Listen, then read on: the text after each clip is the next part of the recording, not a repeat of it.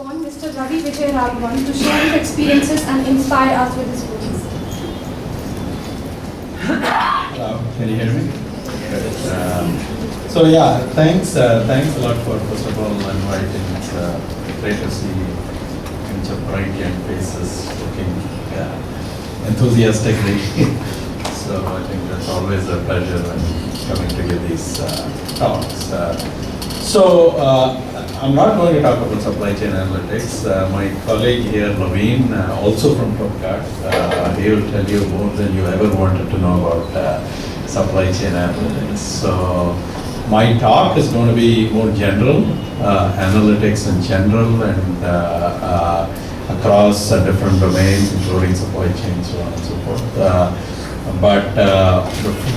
It's more a general view of how we think about analytics and Flipkart, and absolutely given and that's one of the reasons both of us are here, given the specific nature of the topic. I think we brought in our supply chain expert so that he can go deeper into supply chain analytics if required. Yeah? So that's, so my thing is analytics and science, right? And I think analytics itself is a very broad area, going from data to reporting to analysis to business intelligence to machine learning, science. It's a huge spectrum, right? And today, if you look at it, if you look at the most relevant companies today in many ways, right? And it's difficult to rank saying most relevant, but at least some of the most relevant companies. We take Google, Facebook, Flipkart in India, and Amazon in the US, LinkedIn, Apple. Actually, so if you think about it, right, why do Apple and Facebook and Google compete? Means, why do you think they compete, right? One is search company, the other one is a social media, the third one is a device maker, but they compete. Why do they compete? Any thoughts on why they compete? So they compete because they are actually not any of these companies, they are data companies, that's all they are. They are trying to build the biggest user profile of human beings in this planet. That's it, right? So they are fundamentally, all they are data. The only way they monetize whatever they do, the reason Apple has Siri is because it's capturing the user data.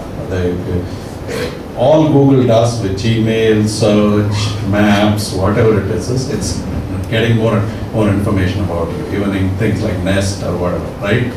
Everything Facebook is doing is exactly the same thing, getting your user profile. So fundamentally, these are data companies trying to compete on figuring out who understands the 6 billion human beings on planet Earth the best. That's their only business they are in at the end of the day. Everything else is a detail. Today they may build, see, 10 years back Apple was building computers. Today it's a fraction of the business and there are multiple other products and services. It's the same thing. It's Google, it's the same thing with Facebook. So the point I'm trying to make is, as we move forward, more and more, there is only one kind of company, right? And which is a company which leverages data. There is no other kind of company. And how it leverages data and monetizes it is how a company is going to be valued as it moves forward, right? I think some time back I was just reading Amazon overtook Walmart in valuation, right? 20 years back, nobody would have even imagined such a thing is possible. Why is that? One is a data company, the other is not. That's it. That's the only reason. The only reason one is valued more than the other is Amazon is a data company, Walmart is not. End of story. That's it. Right? There's no other reason, right? That's essentially is going to be where the world of business is going, and that's essentially the core nugget of information at the end of the day that I want to give you, right? That's the core nugget. The core nugget is there is only one kind of company as we move forward, and that is companies which leverage data. It doesn't matter what business they are in. It's companies that are able to leverage data at scale. And the other piece is at scale. That's the other thing.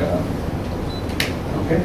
So this is going to be the agenda. I probably won't cover the whole thing. I think I have 30 minutes. I'll probably talk for 20 minutes and then see what else you want to know.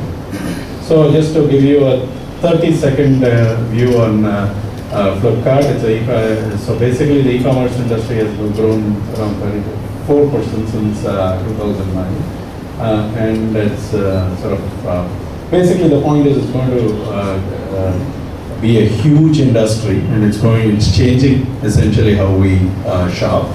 There are two things that are interesting why e-commerce industry is so big in India, right? And it's going to be probably bigger than it was in North America. And I'll give you a good example, right? I moved out of the US in 2010, 2005 timeframe. And my share of wallet of Amazon, that my share of wallet that Amazon had of mine was probably 5-6%. Okay, and if you take today in India, the share of a wallet, not just Flipkart, right? I buy across the board, right? Big basket and God knows what else, right? If you look at the share of wallet e-commerce has, is probably 60-70%. Right? Why is that? Two major reasons, right? One is lack of infrastructure, lack of selection. That's the two major reasons, right? In US, it still took a long time for e-commerce to penetrate the way it did, was because it's very easy to drive from point A to point B. I can go to the nearest mall in like flat 10-15 minutes in most places in the US. And once I go there, abundant selections, because these are tens of thousands of square foot malls where you can just go literally find anything you want, okay?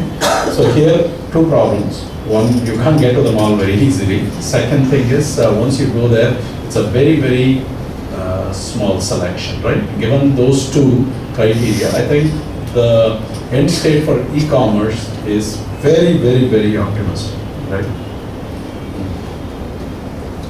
So I think these are the three major countries where e-commerce is actually going to make a big, big difference from a sort of just the quantity of goods and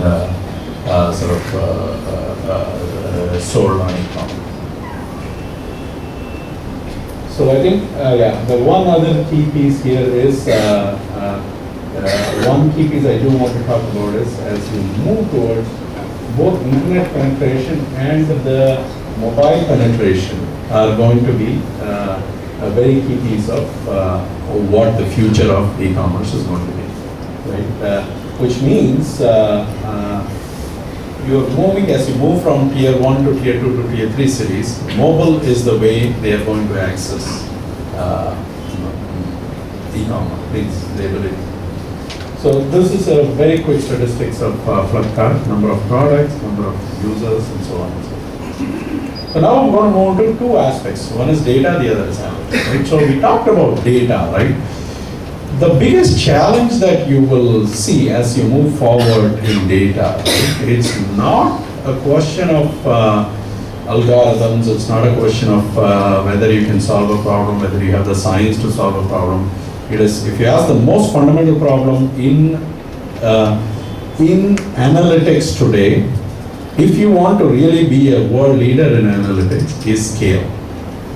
Can you scale, and can you scale in a manner that it's as real time or as close to real time? Having the ability to look at data real to near real time at scale is probably the number one biggest challenge, right? So if you think about our data, right, we generate around 6.5, now I think it's probably 7 or 8 terabytes of data every day, right? This is consumer data, right? 4 billion raw events. An event is somebody clicking on a website or clicking on your mobile app or opening an app or whatever is an event. 4 billion raw events in a day. 900 raw data streams. When I say 900 raw data streams, there could be data streams coming from your supply chain systems, your CRM systems, your order management systems, your means all kinds of systems, right? There are 900 such streams of data coming into our platform, right? And we process around half a petabyte of data every day, right? 450 terabytes of data processed every day. That's the scale you're talking about. The reason is I'm talking about scale is, this is the scale in which you have to actually figure out, hey, is your sales going up or down? Is your supply chain, is there a sort of a choke point somewhere? All of these have to happen at this scale.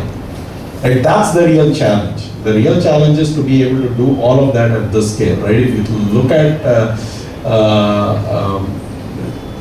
what data can do, it's very different to do things at a small scale versus a big scale. I think the reason a Google or a Facebook is able to do the kind of things it does is because it's able to manage data at scale. And that's essentially what Flipkart is doing as well. So we run, this is again for the more technically oriented, 8,500 Hadoop jobs a day get run, and 33,000 queries on our data systems. What does it enable us to do? So that's just a view of data, right? What does it enable us to do? We have a view of Indian consumers that very few people do, right? So this is the reading preference of Indians all over, right? So reading preference for art looks like sort of the Northeast is very sort of love reading art books, business books, a little bit a mix of North and Northeast, sort of things like that, right? So you have the ability to do that. Things, very interesting things, right? Who wears high heels and how much, right? So that's a map of that, right? Things like that. I mean, these are things we know which very few people would know, right? We know hundreds of thousands of things of this nature. Purchase patterns, right? Where do people buy a lot and where do people buy for a lot of money, right? This is in Bangalore. So obviously Koramangala is big because Flipkart is next door. So Mumbai, they are where they buy. So that gives you a very good idea of the kind of data we are sitting on, right? We actually understand consumers, and these are things we can actually look at in real time, right? That's the scale of things that we were talking about, right?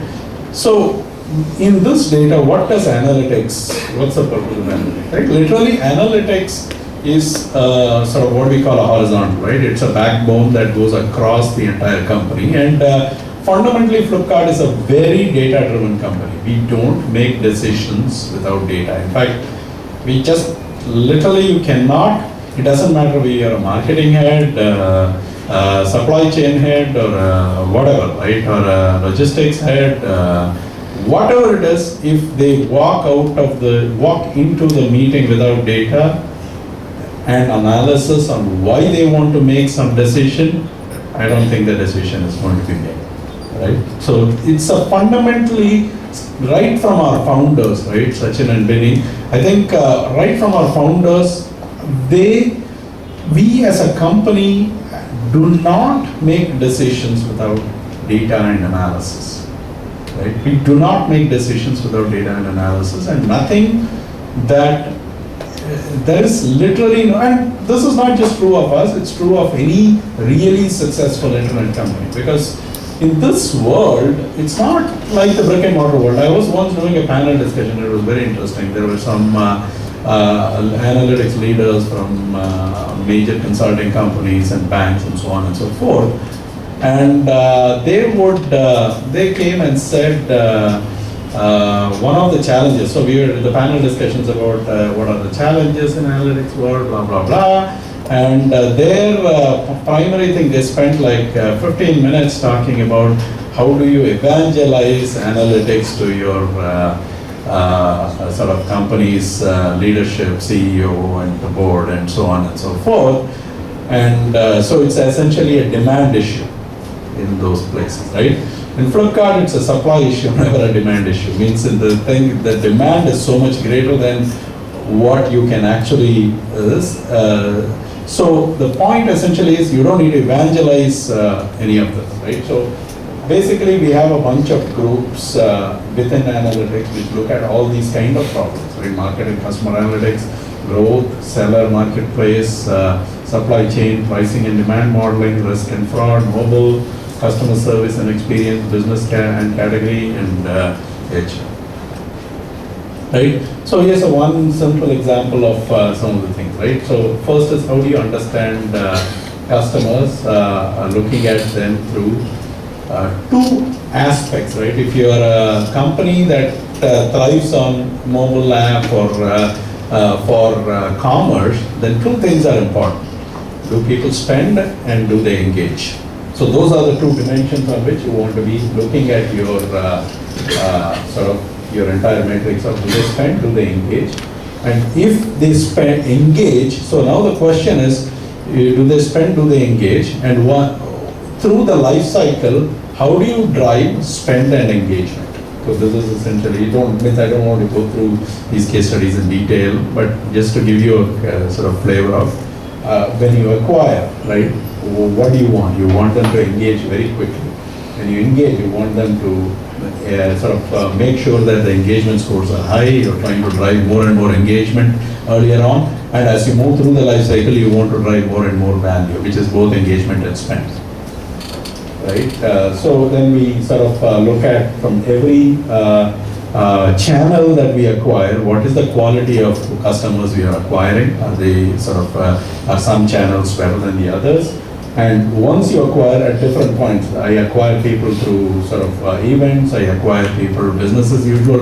What is the quality of the customers we are acquiring and how do you drive? So then we build predictive models around, so these are some of the examples, right? So can I predict as soon as you come in to my system, what kind of a customer you're going to be based on, not just based on how much you're going to spend, how engaged are you going to be, what segments are you going to look at, what are some of the key sort of attributes that are determinant of what you're going to do. And so we have pretty deep predictive models early on around different kinds of customers, and we start characterizing them as to how they would spend, right? Then look at what are some of the relative drivers of their conversion. So if they come in, one thing is engaging them, then making them buy. So what drives people to buy, right? Is it having big sale events? Is it having very short SLA saying that you will deliver really quickly? Each one of them, can I quantify what is the relative competitive action, so on? Can I quantify the relative impact of what drives conversion, right? And then, so that these are some of one example, one use case of how you would use, right? The other is more, so this is more conventional, what you would call marketing analytics or so on. Then how do you drive, second is the science, right? How do you drive more systemic intelligence, right? A bunch of areas where we are working on personalization, recommendation, review mining, demand elasticity, social pulse, discovery, fraud, so on and so forth, right? So here is one example, right? How do you, so Flipkart is a place where sellers and buyers come together, right? So now let us say you are a good seller, I'm not doing that well. What prevents me from doing review fraud, for example, right? For example, I can come to your website, buy something small, write a really bad review and cancel the purchase as well, right? And I can actually sabotage your business even though you may be a very high quality seller. How do I sort of figure? So these are things you need to figure out at scale, identify fraud. So here is an example, right? So basically what this person would be doing is they would come in as multiple different users. They would have multiple IDs, come in as different users, give themselves very high rating and give their competition really bad rating. And so in a search query, the competition doesn't come up, they come up, right? Because they are. So then we have pretty sophisticated machine learning algorithms which will actually detect through sort of looking at the graphs, right? Looking at these social graphs of how reviews are being sort of entered. You would come up with sort of identification of sellers who are actually doing review fraud. Because this is a very critical piece, because at the end of the day, as a regulated marketplace, all you're trying to do is make sure that high quality sellers come in and they sell high quality products to good buyers. That's our entire value proposition at the end of the day, right? So all this has to be done at scale, right? It can't be done at, if you have sort of few 100,000 sellers and 50-60 million consumers, you can't manually figure out where fraud is happening and so on. You have to have systemic intelligence around understanding fraud, right? Similarly, then the other piece is basically price extraction from catalog. So here the thing is, when sometimes some of your sellers may just hike up the price and then give a discount and make it sound like they're giving 40-50% discount. How do you figure this out at scale, right? So one of the solutions we have is actually extracting price from the product label itself, right, from the image itself, right? And it's a very complex machine learning problem. Because if you look at it, the slipper itself is curved. You have to actually capture an image and convert that image into actual numbers and so on and so forth, right? Some very serious, sophisticated machine learning algorithms around doing this, looking at rotation, undulation, so on and so forth, right? And so basically it will take the image, convert the image, identify extract out the text, and then be able to sort of correct for scale, rotations, undulations of characters, complex textures, so on and so forth. Right, so basically automatic scale. So these are some of the aspects of the machine learning solution, right? Undulated characters due to the curvature of the sample, specific modeling efforts for digital recognition through machine learning and so on. So we build some supervised learning algorithms, so on and so forth, right? So that's essentially, this is the other one, right? Maybe Lavin can talk a lot about this, right?